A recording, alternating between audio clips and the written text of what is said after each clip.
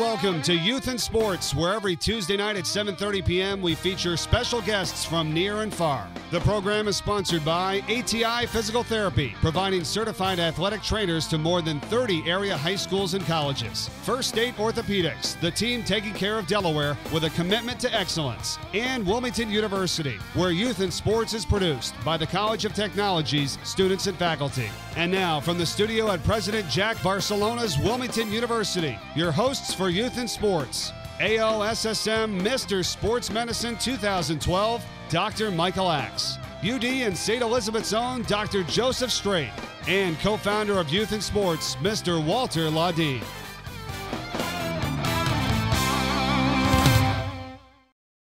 Good evening and welcome to Youth in Sports. We're entering our 22nd year at beautiful Wilmington University. I'm Walter Laudine.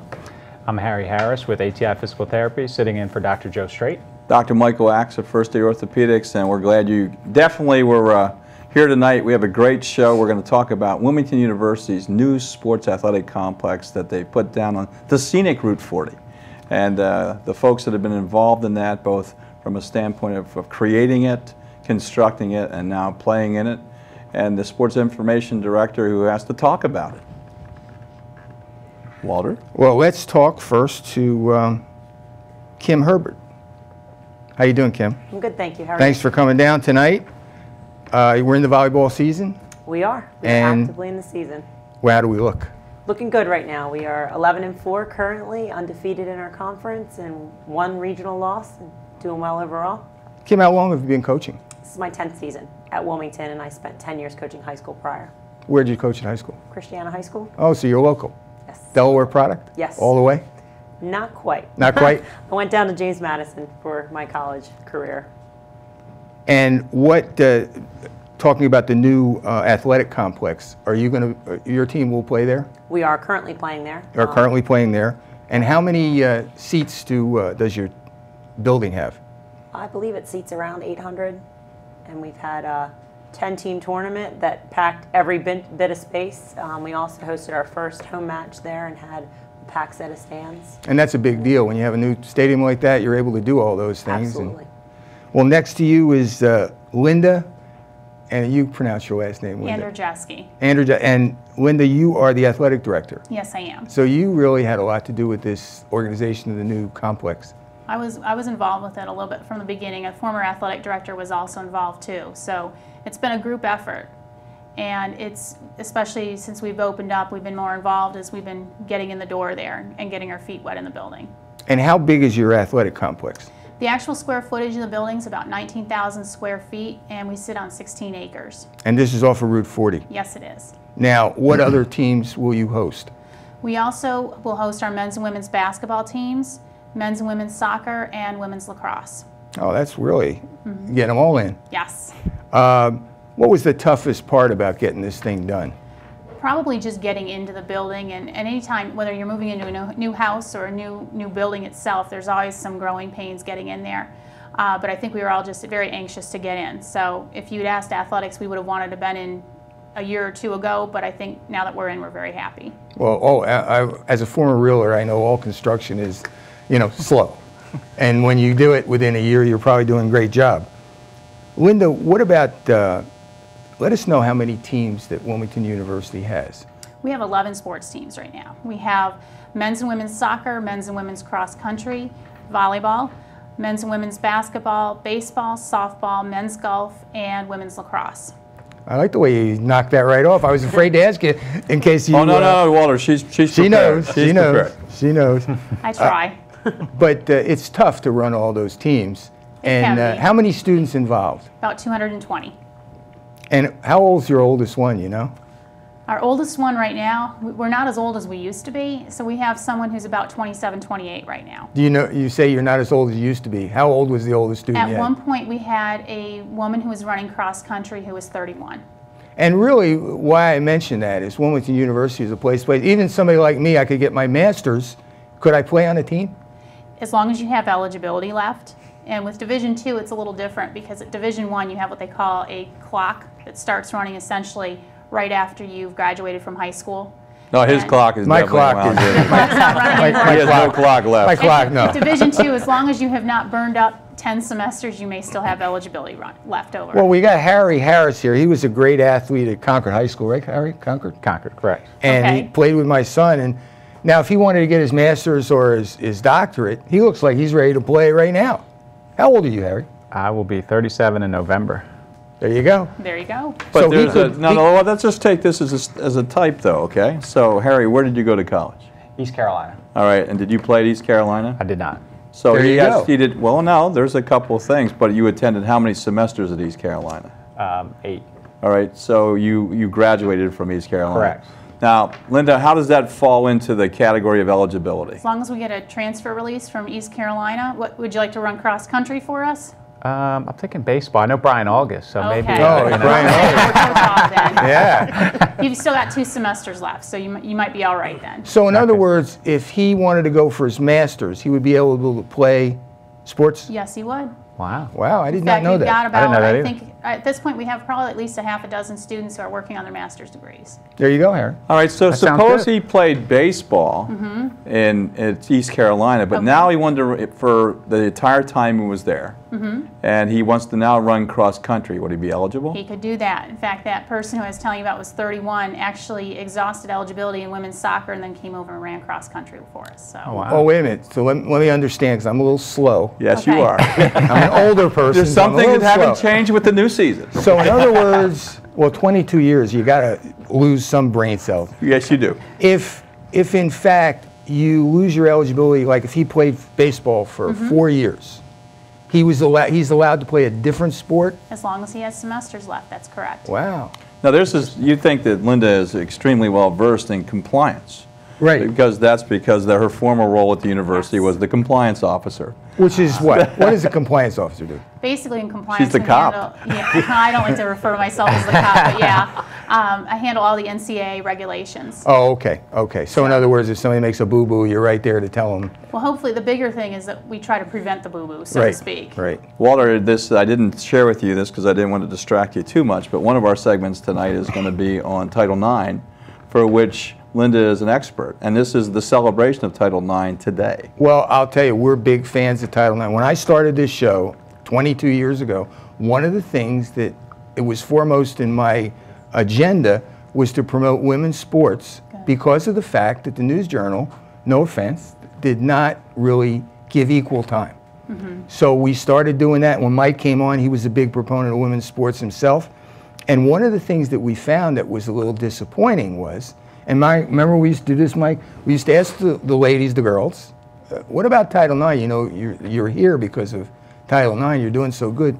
And they'd give you that blank look. And I said to them, I said, that's unacceptable. You should either be taught it or know it, because it's the reason that women's athletics took off in Delaware. And then we're going to talk about that in a complete segment in the future. Okay. Now, I know that you want to introduce Jack. Oh, yeah. Okay, so there's some people in universities that Jack Cunningham is a Christiana High grad about to celebrate his 40th high school reunion. Not that that should matter, but that tends to be from Christiana High. As What I a might friend, say. huh, Jack? Right. But there are folks, President Jack Barcelona has certain people within his organization, and certainly we'll get to meet several of them over the course of the various broadcasts that we do. But Jack he's a vice president, but he encompasses a huge number of activities, okay, under your domain. And it would be a combination of dean of students plus a lot of other stuff. So, and what I want you to do is tell us exactly what you do, Jack, those acquired things, and then your actual role in the whole project for the new sports complex, because while there was some design issues, you were critical in logistics and other things. So if you would share with us that'd be great. If it went wrong, it was my fault. Well, that's another Gotta thing be that Dr. somebody to blame. Barcelona is very good at, is spreading the opportunities to do things that are positive and negative. Well, currently I'm an assistant vice president, and when I first joined the university 10 years ago, I was brought here to teach some business classes and oversee a new university safety department. After about 8 years, I picked up responsibility for student concerns. So if there's a problem student or a problem professors, sometimes you see it from both sides. I get to have the opportunity to deal with those issues, and And just about a year and a half ago, I picked up responsibility for athletics. So it's been a fun trip. What was your prior training, though, when you got out of high school? Where did you go from there? My prior training, when I got out of the high school, I went to Delaware Technical and Community College, where I majored in police science. And when I was about 19 and a half, went to work for the police department and retired from there 10 years ago. And then took this position. Wound up in a happy place. Jack, what was your role in the police department? My last 7 years there, I was chief of Newcastle County Police. Oh, okay, because you said the police science. I thought that had to do with, you know, the CSI stuff. I did that too. You did that too? So you did a lot of stuff. Dirtier than what they show on TV. You did a lot of stuff. He did. But now your role making this project work, and for those of you that have never had to deal with the fact that Jack had been involved with the county for a number of years in his role in police, he knew that the personalities, as does Dr. Barcelona, who's a local former Ursuline principal who is now the president of our university here, and the issues that are centered around parking and neighbors. And just give us the three things that you can think, the three things that were the biggest difficulties to overcome in this project. In this project, I think, you know, you run into weather concerns and you run into... Because you had drainage issues, because the ground, you know, when you have a piece of property, it isn't flat necessarily with great runoff. Well, yeah, not only that, anytime you're involved in a building project and you run into wet weather, that kind of prolongs the process a little bit. And just about with every new project, then there's concerns about where are we going to put all the stuff we've accumulated over the course of the 40-some years that we've been at the Pratt Student Center. And you know, and basically the word was, if it's not something you've used in the last 10 years, please just throw it out. So those were two of the biggest concerns, but those things are working itself out. And yeah, it's just a new process. How about parking? It's like breaking in new shoes. How about parking? Is that proven to be a problem at the new site because you have this great new facility, and the limitations that we have? Knock on wood, the parking has not been a problem at the new facility. We expected a lot of traffic on Saturday. Of course, it was alumni week or homecoming weekend for us. Great affair, by the way. We knew we were prepared to deal with overflow parking there, and that seemed to work out. Yeah, it was. I was thoroughly impressed with the fact that, and we have nets that we face the highway. So in order for the balls to stay in play, there are nets up there, and I saw none of the nets, unlike football games. It was. They caught everything that they needed to catch. That's good news. It was. Well, you know, it's a good point about parking, because I put together a thing about a batting cage, and we were talking about parking, you know, trying to make it as concise as possible. And the fact is that when you park like at the mall or the shopping, they need to have the bigger space, especially with the bigger cars and trucks today. Well, it's a big problem. We had some buses. Harry, you had something? Just a quick question about the complex. Sure. Do other sporting teams here locally, are they allowed to play in the complex, or is it just university related, or how does that work? Our facilities are in use almost 22 hours a day. Okay. Probably 6 days a week and probably another 16 on Sundays. Between practices and games, and even when you have winter, you know, softball and baseball will be in there. At the same time, men's and women's basketball will be in there doing their winter practices. So this is just our university use needed it that much. I think what Harry's anybody would asking like is, to use it between 2 a.m. and 6 a.m. That's there you go. Yeah, I was going to say. But you have to use it indoors because, unfortunately, and we'll go to a break right after this, the neighbors do have fussing about the lights and so forth.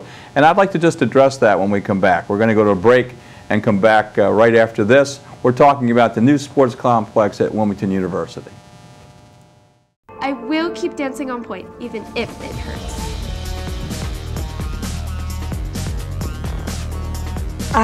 My arm is killing me. I don't know if I can pitch another ball. But I'll just play through the pain anyway. I have to do the big stunts. To look better than the other cheerleaders, where tosses are bigger.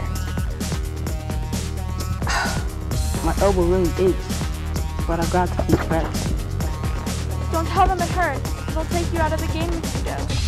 I have to push harder if I'm going to get a scholarship. I'm feeling dizzy, but I don't want to tell anyone. Everyone's counting on me. I can't rest now. Nearly 50% of all sports injuries sustained by middle and high school students are from overuse. Don't play through the pain. See your healthcare provider and follow their instructions for rest and recovery. Take the pledge. Become an advocate for sports safety. Visit StopSportsInjuries.org.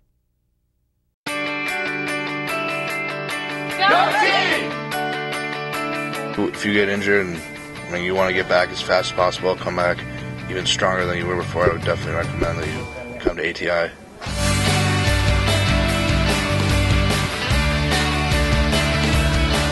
I recommend it to everyone who gets hurt. Unfortunately, injuries happen, but you can come here and make it a lot better.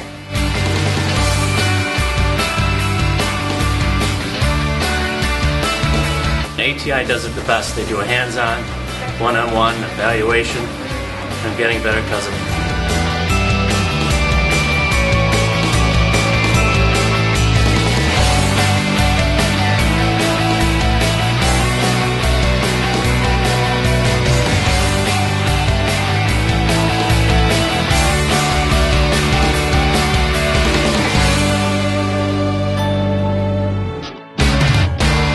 All right, we're back on Youth in Sports, and we've got a great group of people here. We're talking about Wilmington University's new athletic complex on Route 40, and we've got Scenic Route 40. Pardon? Scenic Route 40.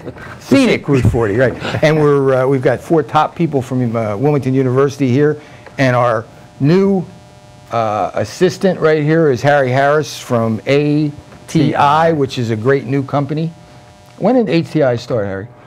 Well, technically here on the East Coast it started April of this year, but out in the Midwest, so you kind of back in '95. You kind of fused. We fused, correct. And I know before that it was a great company because I used it. Right. And now it's just getting bigger and better. Right. So we've changed the name here on the East Coast, but it's the same people treating the patients day in and day out and giving them the same great care that they've always been accustomed to. So this is the former Pro facility. Formerly Pro Physical and now Therapy. is ATI. And it's always been tops. Getting back, we were talking to Jack Cunningham, who's the Vice President of Wilmington University, about all the hats he's had over the past few years. And what was your favorite job, Jack?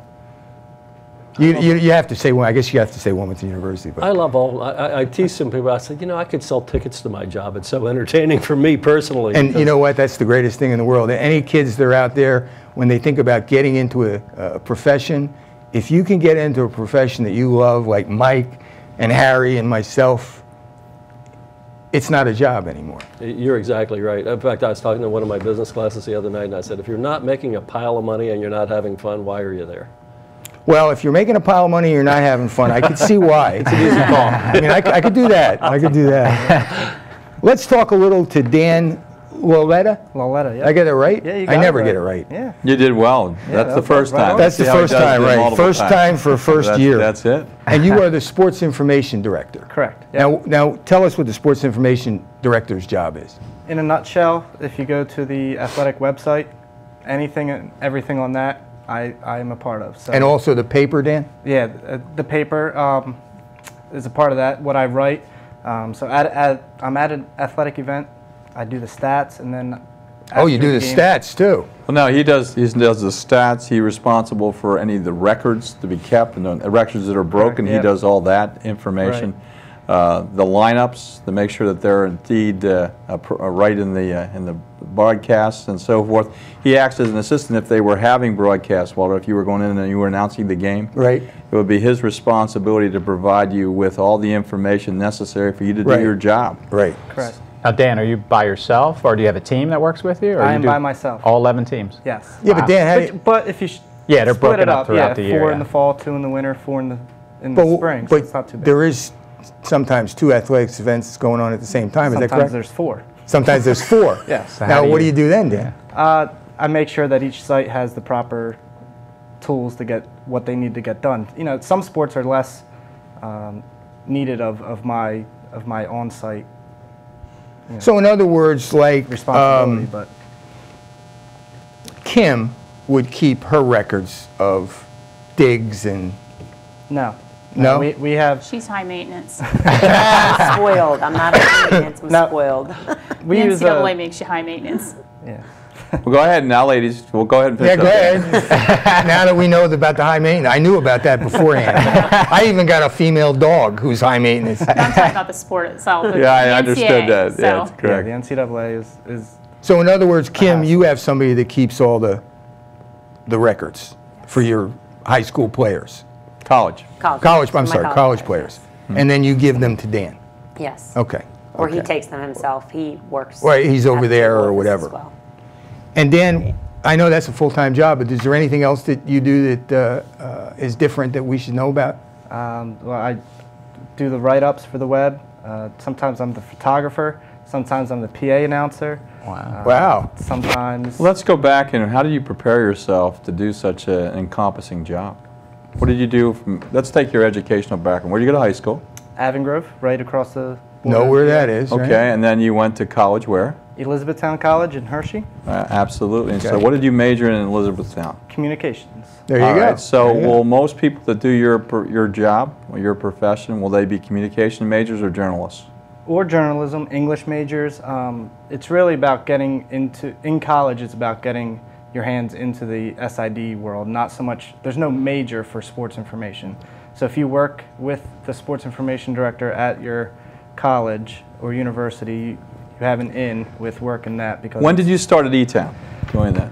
That's what Elizabethtown's called in I'm from Lancaster, yes, it is. so therefore. I actually did not work in the SID department. Okay, so you at didn't E-Town, have yeah. to. Okay. I worked actually in the studio, what we are in now. I worked in mass communications, and I'm more into video and doing kind of like the sports center. But it's not highlights and nearly as stuff like nice that. as here. Correct. Yeah. Okay. Well, Dan, you know what's interesting? Like, for example, I know a lot of young people that have been on the show and everything. They would love to get involved in stuff like that. You know, that aren't into athletics per se, right, but they love to be around athletics. Right. And they love the facts and figures. What would be your assessment of how a person could become a sports information director or somebody in that arena?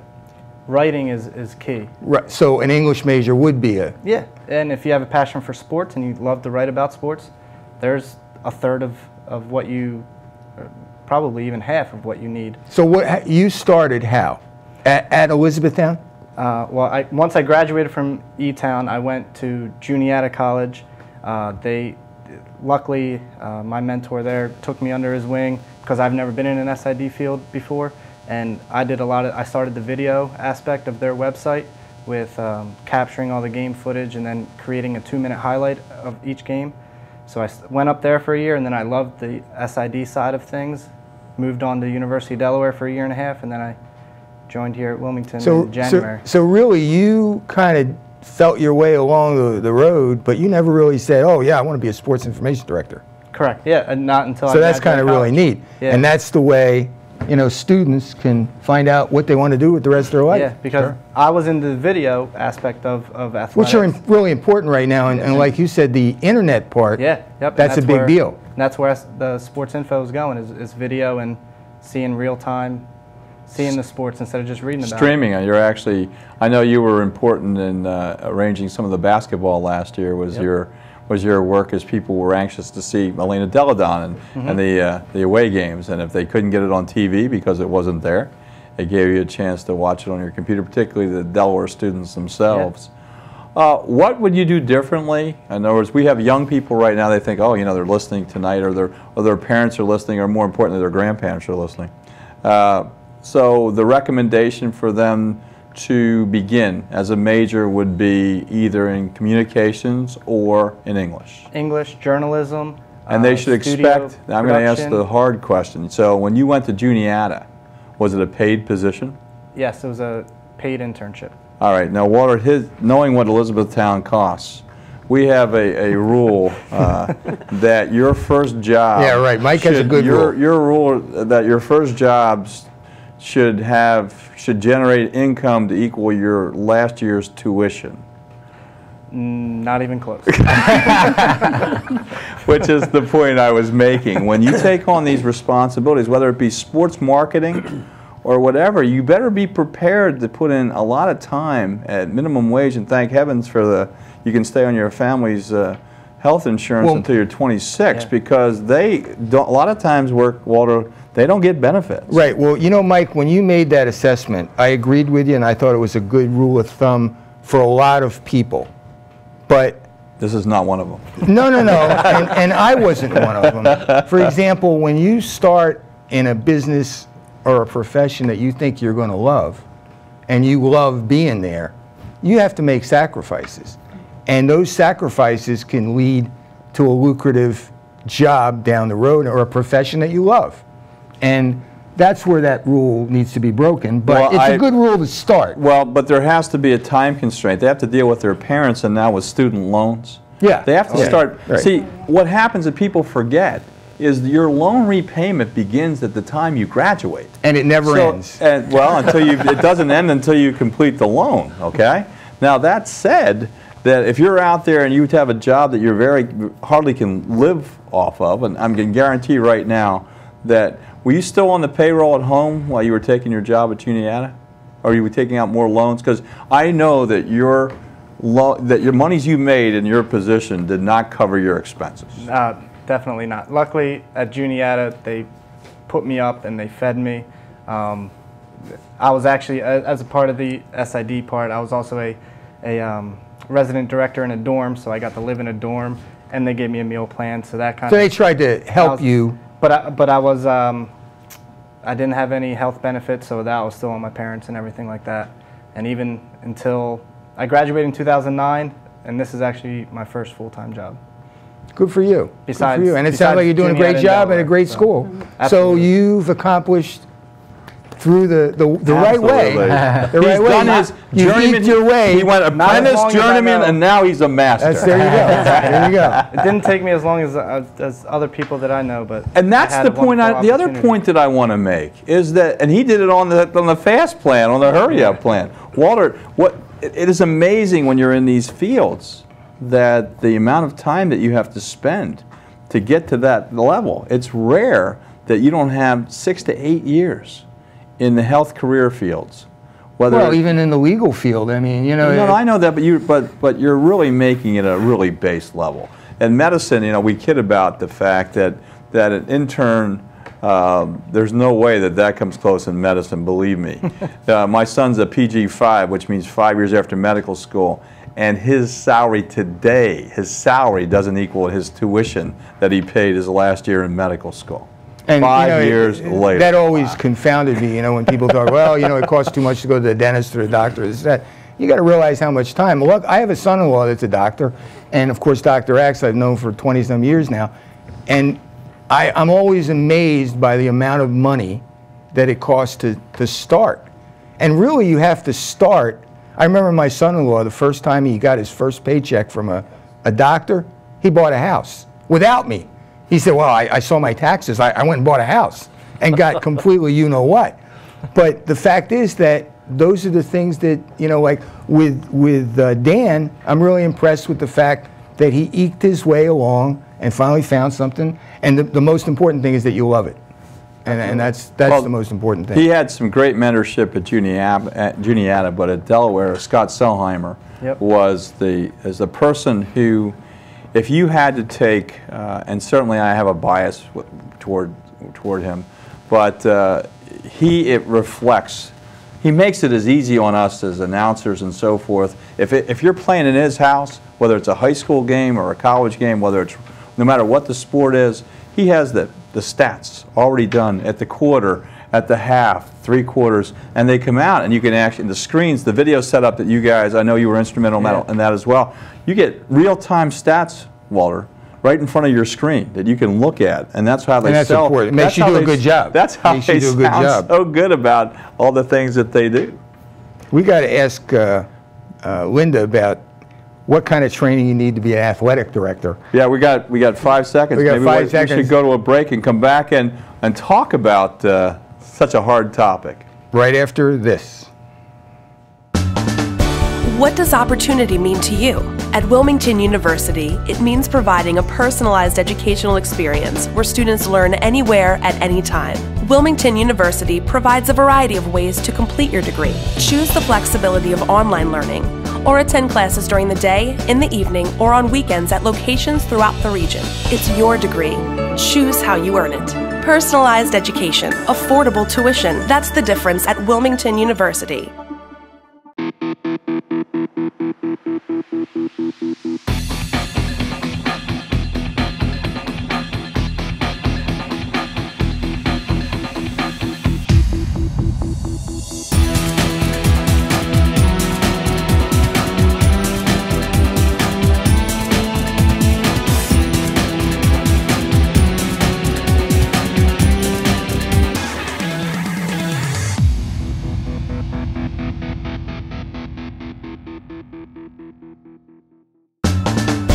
What does opportunity mean to you? At Wilmington University, it means finding an innovative degree program that fits your goals and prepares you for a successful career. It means finding a school that fits your life. We know the importance of providing individual attention, affordable tuition, and unparalleled flexibility and service. Because at Wilmington University, it's not about meeting your expectations, it's about exceeding them. Personalized education, affordable tuition, that's the difference at Wilmington University. Hi, we're back at Wilmington University, beautiful Wilmington University, and our 22nd year of Youth in Sports. We've got a great show tonight because it's about Wilmington University, which is a great school, and it's a way for anybody, any age, any gender, to get the education that they might have missed when they were just starting out and were just working. And now you can fix your schedule, and it's a great place, and there's so many different opportunities. You get your master's, you get your doctorate. And we just found out during this show from Linda that you can play when you're old. I might be thinking of running cross country. You probably have 2 semesters left in your career. Right. But you can't play at the same sport you've already played 8 semesters. That's the only takeaway. There you go. You know, Walter, you asked Linda a tough question: is how do you prepare yourself to be an athletic director?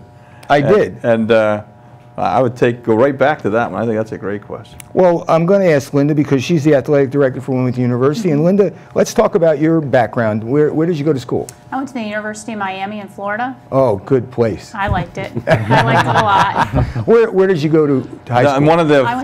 One of the top 5 most expensive liberal arts schools in the country. I'm going to ask. Hey, she's a Wilmington. Loans later. I can sympathize. She's a Wilmington, so you know she has taste. That's right. So where'd you go to high school in? I went to St. Thomas Aquinas in Fort Lauderdale, Florida. Oh, so you're a Floridian. By way of Michigan, too. By way of Michigan. Well, you were smart enough to get out of Michigan. Yes. and go to Florida. My parents retired back to Michigan, so I don't know how smart they were. So. They retired. Wait a minute. They retired from Florida to Michigan? Yes, they did it backwards. So. Wow. I don't know. They probably didn't speak Spanish, so. That is very true. So you went to college down at University of Miami, and where'd you go from there? And what was your major, by the way? Undergraduate, it was political science with a double minor in history and sports management. And then boy, that's a real cross. Well, it was interesting because I actually had a work study job at the University of Miami, and their work study jobs were almost like real jobs, if you can imagine that. And I worked in the intramural and recreational sports department there and fell in love with it. Went into my boss one day and I said, Bob, how do I get to be you one day? And he was the sports? He was the assistant director of the intramural and sports complex down there. Okay. And he recommended, he said, why don't you go to grad school, get your master's in sports administration. Yeah, spend another $10,000. What the heck? Well, I lucked out. I did get a graduate assistantship right in the same department I had been working in there, so that helped quite a bit, and got my master's at the University of Miami as well. And through different things, I ended up in Delaware shortly after graduation. How would you end up from beautiful Miami into Delaware? Not that Delaware's something else I can blame on my first husband, maybe. Okay. I don't know. DuPonter, probably, right? No, he's actually a Floridian as well, but he got a job up in New Jersey, and we moved up to this area. A good move rather than New Jersey to move in Delaware. Yes. Getting back to the athletic director. Yes. There you go. Can we get back on? I started out actually at Goldie Beacom College, right across town. Okay. And at that time, we were a small shop. We only had 2 teams. We were NAIA, and I was the athletic director there. And I also handled student activities and student affairs. So that was a great start because it wasn't too big. Shop. Yeah, it was amazing because at that time, having gone to the University of Miami, I didn't think I'd ever want to work in varsity athletics. And because I'd only seen one side of it. Right. And the big side. Yes. And the big is not always better sometimes. No. So at that point, I got I got into the field and started working with the NAIA schools, which a lot, as you know, Goldie Beacom changed to Division II just like Wilmington did, and fell in love with it. And shortly after that, I had the opportunity, I actually started teaching at Wilmington 16 years ago now, and eventually got to come over and work in student affairs and started working in athletics here. And I started out with compliance and enjoyed that, got involved with a lot of committees with the NCAA. How can you enjoy compliance? Come on. It's a sick mind, I think. Well, no, you're a stickler for the rules. I do like it, and again, as I mentioned earlier, I think the big thing... How did you learn to define gray? I don't think you can. Yeah, no, I mean, that's one of the things about it, Walter, is that people are so creative and coaches are so creative that they create gray, okay? You think that the person that wrote it is both black and white, but that's not what you face every day. No, you don't. And the best thing to do is really, you have to get into the mind of the NCAA as best you can and try to figure out what they're interpreting. And oh, God, good luck. Yes, because if you call up their information hotline, depending on what time you call, you may get two different answers to the same question. Oh. And I'll probably get in trouble for saying that. Typical bureaucracy. No, because it's gray. No. It is. It's open to interpretation. It really is. But it's like the Founding Fathers, when people in the Supreme Court try to decide what the Founding Fathers had intended when they wrote the rule. There's no one there to ask. That's a good analogy, There's no one there to ask anymore. Right. And some of the rules, and when I was in college, Walter, there were 42 NCAA rules. How many are there now? Oh. Just in Division II manual, there are, I think, 22 chapters, which are all one technical rule per chapter, but then you have all like the 14.3.1.1.3 subsection A. So I can't even begin to tell you how a number. I couldn't even, and Division II is much easier than Division I, if you will. So there are a lot of gray areas, but. So Linda, I didn't realize that. So each division has a different set of rules, or different? Okay. Absolutely. I did not know that. Division I is probably the most rule heavy, so to speak. Division II is much more manageable. And Division III, at this point, we always said that they don't have a lot of, they have never been really heavy on compliance, but I know that they are starting to change that. They're starting to get a lot more, they're starting to do some more things to try to keep all the D3 schools on the same page. Okay. I'm going to ask the really difficult question. Uh-oh. What rule would you change? If you had one rule, what rule seems to be the hardest to keep coaches happy with? What, one rule to keep coaches happy? Well, yeah, because that's really the question. No, but that's really what happens. That's what the compliance officer's trying to do. They're trying to. What I used to try to do is I used to tell them there are so many ways in compliance, and some compliance officers are so quick to say no. And I always try to tell the coaches whether they want to believe this or not. I used to, when I was working in compliance, I said, let's try to find a way to say yes within the rules. But as far as what rule I would change, I actually just rolled off as chair of the Academic Requirements Committee for the NCAA. So that's close to my heart right now. I think we need to work on academic reform at Division II.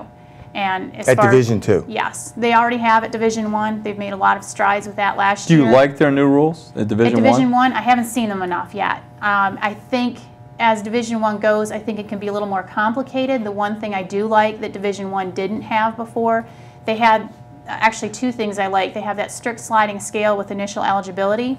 Now they've got a floor, if you will, where you have to have a minimum GPA, which they didn't have before.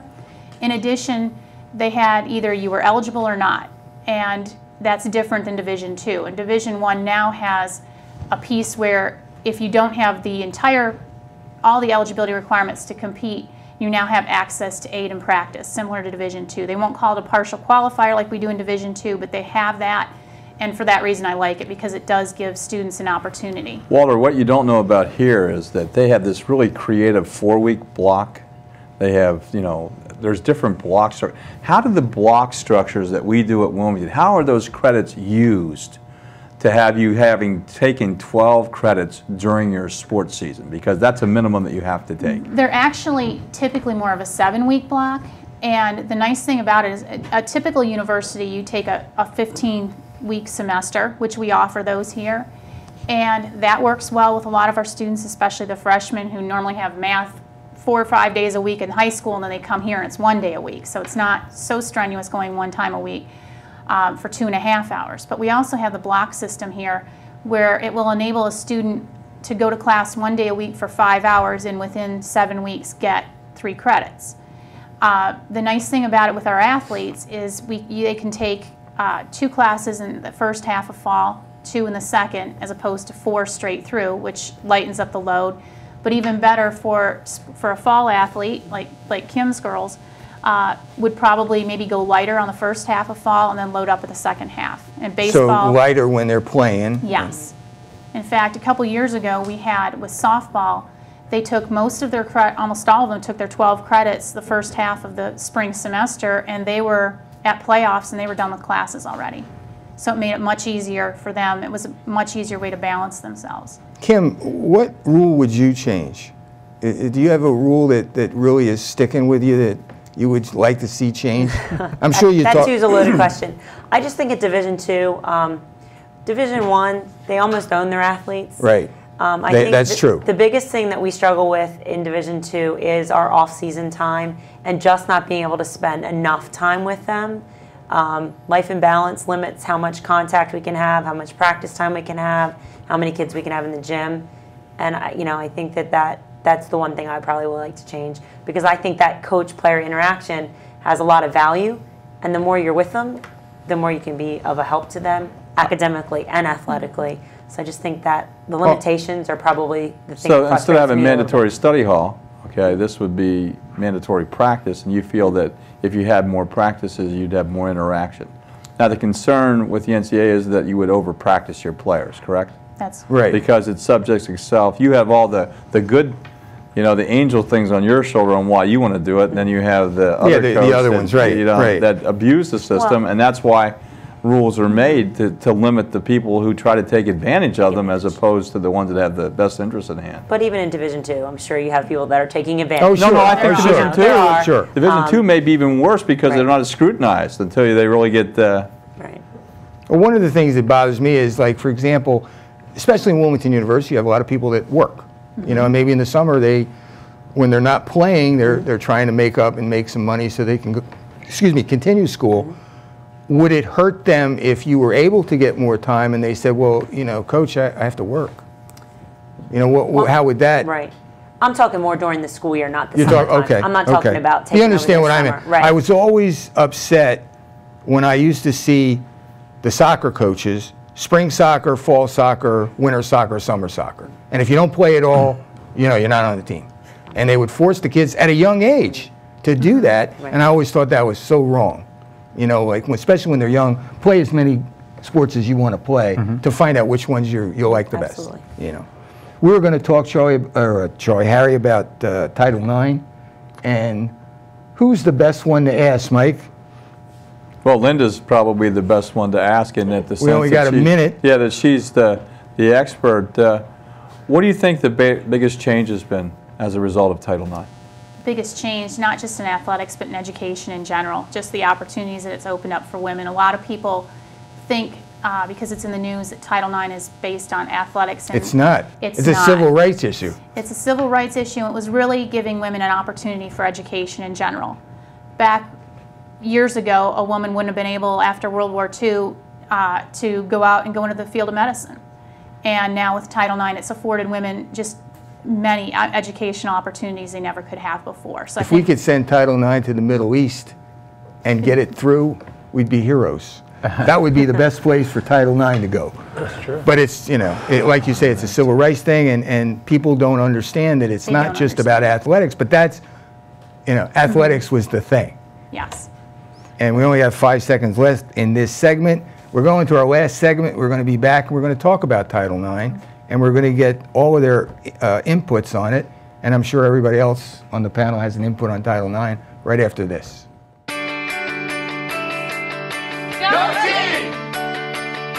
If you get injured and you want to get back as fast as possible, come back even stronger than you were before, I would definitely recommend that you come to ATI.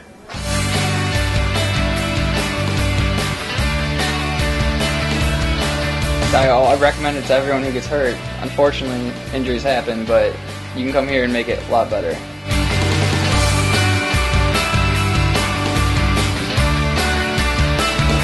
ATI does it the best. They do a hands-on, one-on-one evaluation. I'm getting better because of it.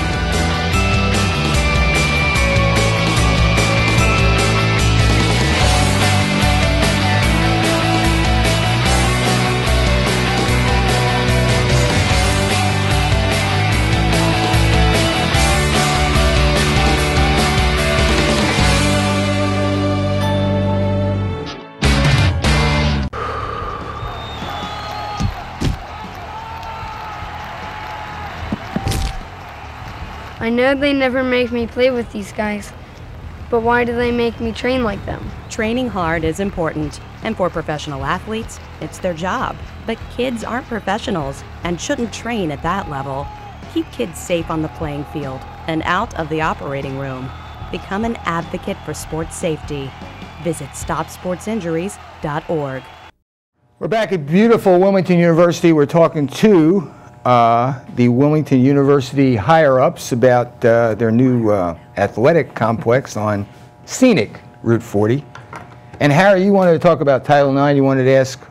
Yeah, what questions do you have, Harry, as a male athlete? A male athlete. Having really not, you saw the results of it because it was the norm for you that the women were getting equal. Yeah, I mean, you know, it's pretty much all I knew growing up, but obviously civil rights is near and dear to my heart just in general, so I think equality is a beautiful But did thing. you know before, like I never did until we talked about the Title IX on this show years ago, did you know that it was the Civil Rights Bill? You know what, I did not. Yeah, and I did think of it just from a athletic standpoint, Right. but not academic. And I think most people are So- like that. But the absolutely disappointing thing for me was that the girls, Title IX, oh yeah, that's, yeah. They take it for granted. They do. Yes. They do. And it's interesting because a lot of times what you'll see at a lot of the women's athletic conventions is there's a big resurgence in trying to get those who have lived through it to really educate Right. the younger people. But especially Barb Vieira is not going to live forever. Yeah, right. It's important to know where we came from, essentially, and for the opportunities that we've had. Is that because of something, I'm sorry to interrupt, is that something you all talk to your female athletes about, like We at the do. beginning In of each fact, season? I talk to my male athletes about it. Oh, okay, yeah. What we do at the university is I meet with the teams at least twice during the season, and I talk to them about, you know, how are things. I kick the coaches out, and I say, well, how are things going? And it's probably the best time I have when I'm meeting with these teams. But one of the things that we do in one of the meetings is we do talk about Title IX, and we give them essentially a survey and ask them questions about how they feel they're being treated with their facilities, their opportunities, things like scheduling, their uniforms, their meal money, you name it, anything that's on the laundry list for Title IX. And we give that to both the men and the women because I think it's important that, you know, Title IX, you hear about it based for, again, you know, around women. However, it's important that we're treating our men the same way. Well, let me interject something about that. And, you know, please do. The fact is that I think Title IX is great, and I think it's done a great job, but I think there's sometimes that it's misused for the wrong reasons. And one of them was a major college that we all know about canceled a successful team and brought about another team that was going to be crew, and they had to round up young women to be on the crew team who knew nothing about it, and lost a successful, especially in a small state, a successful team that had done well for years and had been the high schools had been so successful at it and then couldn't send their kids to the school. Now that's to me where it was an abuse of Title IX. That's just stupid. I think sometimes Title IX gets to be a scapegoat for when, especially when they're canceling men's programs Exactly. that are very viable. They have to do it in a better way. There are three options when you want to comply with Title IX. And this is where I think athletic administrators sometimes, I don't know if they know the rules or what the problem is, and there are different ways of complying with it. And to cancel a program and base it on Title IX, I think is just, it's very bad business. A lot of times the programs that are canceled are due to budgetary issues. Title IX obviously places a big budgetary impact on any institution. And it's really up to the administrators to figure out a way to handle that in a equitable way. Fortunately, at Wilmington, we haven't had to cancel any men's programs. We've been the administration's been very supportive of us with that. Thank you, Dr. Barcelona, for both this facility Definitely. and your support. And common sense. And common sense. Fortunately, he has a lot of that. That's a good thing. There are a lot of ways budgetarily, especially at larger programs, that you can work things in without having to cut programs. Some teams will use roster management. Some teams will use a policy called tiering. There are pluses and minuses to both. Title IX does not advocate either of those, really. There are ways that you can work within, you're talking about gray area with compliance. Title IX, you have to comply with that. Those are ways of going within the law. I think the biggest thing is, as an administrator, you have to get creative budgetarily. What can you most coaches would say, oh my gosh, this means budget cuts. Well, sometimes you can do budget cuts, especially in the big programs, without people really noticing it. And it's some of the successful programs that have been out there that have made major things major budget cuts without having a lot of pain have been able to do that. There's one program came in, was completely out, the AD was completely came into a new position, out of compliance with Title IX, the budget was crazy. She found out that the football coach was getting brand new furniture every year. And I don't know about you, but I don't get new furniture every year. Right. So she said, we're cutting back on that. Then she found out that the office was being cleaned every single night, like dusted and vacuumed. And I usually tell my students, I say, how many of you dust and vacuum your apartment every night, let alone every week? Right. Did little things like that weren't really painful and were able to keep all the teams alive. That's to me, that's where common sense comes in, right? See, when the athletes misbehaved, you're dusting tonight. Right, right. I'm all for that. No, but I can. I was just going to say, so are there, I guess just to help everybody understand a little more, because I know I don't, are there minimum requirements for a certain number of female athletes that have to be a part of the athletic department? Or there are 3 ways of complying. There's different areas that you have to comply with within Title IX. Okay. And I think what you're getting to is the participation piece. Right. And which is the most obvious. That's the most obvious. Right. It's the one you hear the most about. And then to add to the mayhem, there's 3 ways of complying with that participation piece. Okay.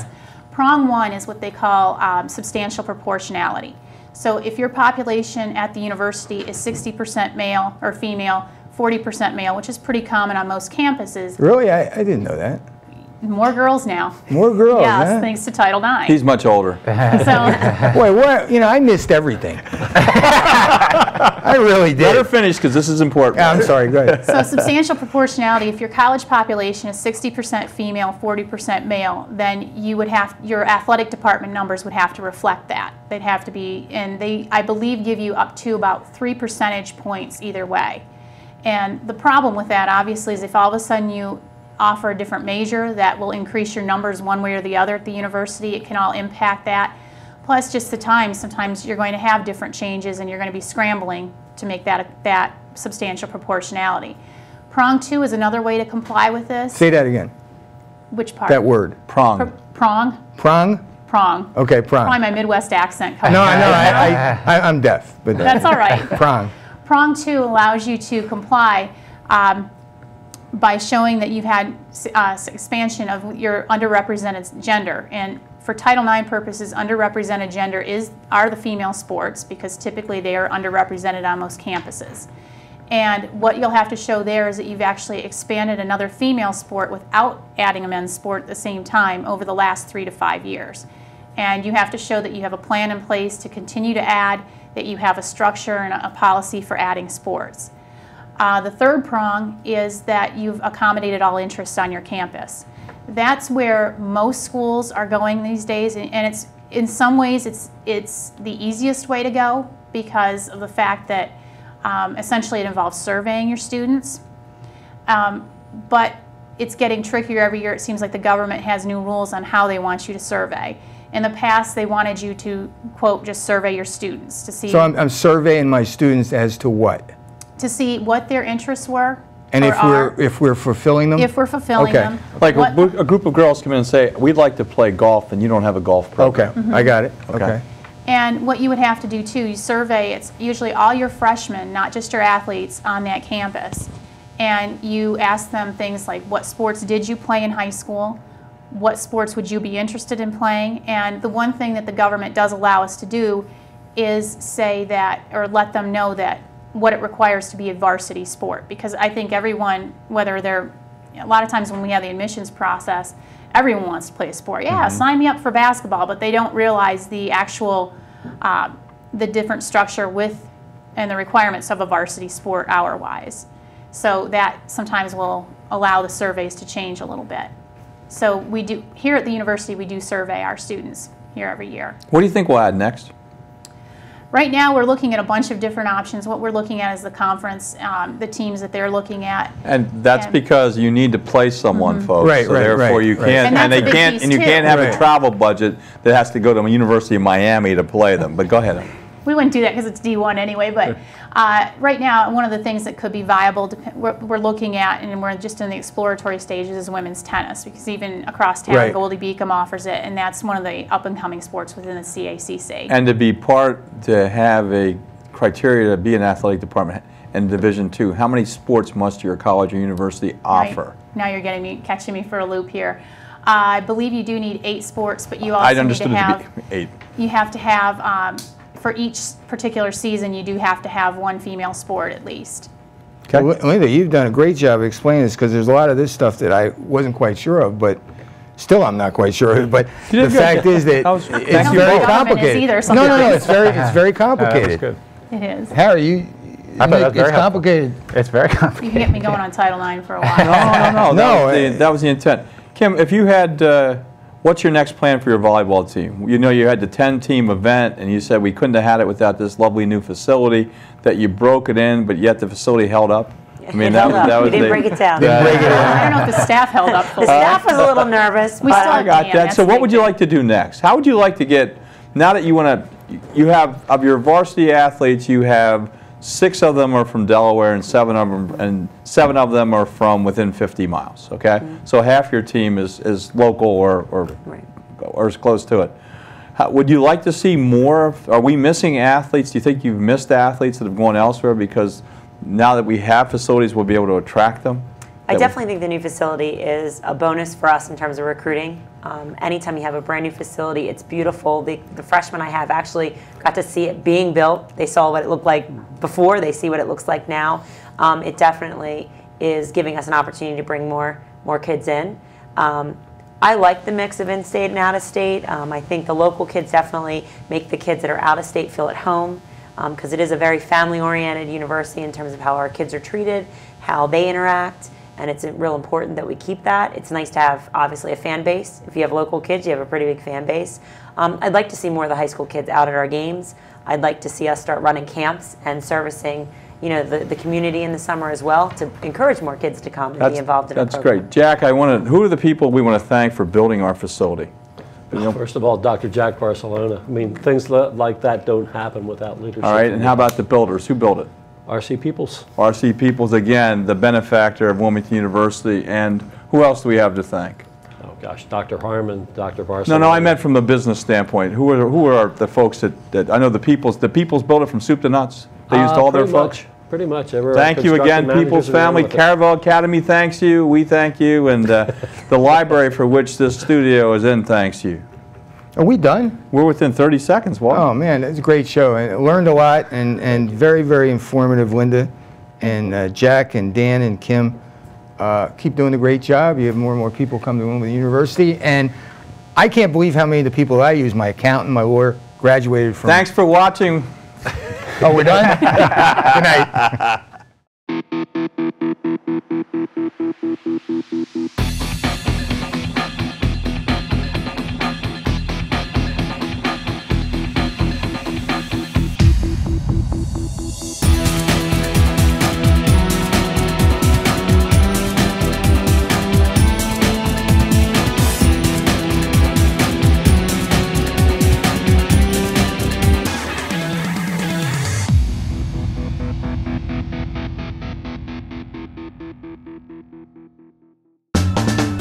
What does opportunity mean to you?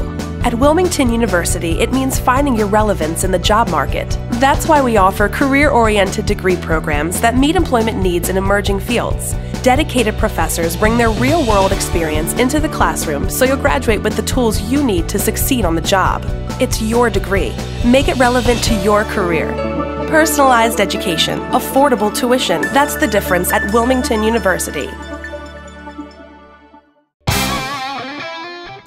This show was sponsored by ATI, the company taking physical therapy to a higher level throughout the country. First State Orthopedics, where Youth in Sports hosts Drs. Straight and Axe are members of the team taking care of Delaware with a commitment to excellence. And President Jack Barcelona and his Wilmington University College of Technology, where each semester this student-run program is produced, directed, edited, and distributed under the guidance of the TV production faculty. Each guest receives a copy of the show, and all shows are available on the web at youthinsports.com.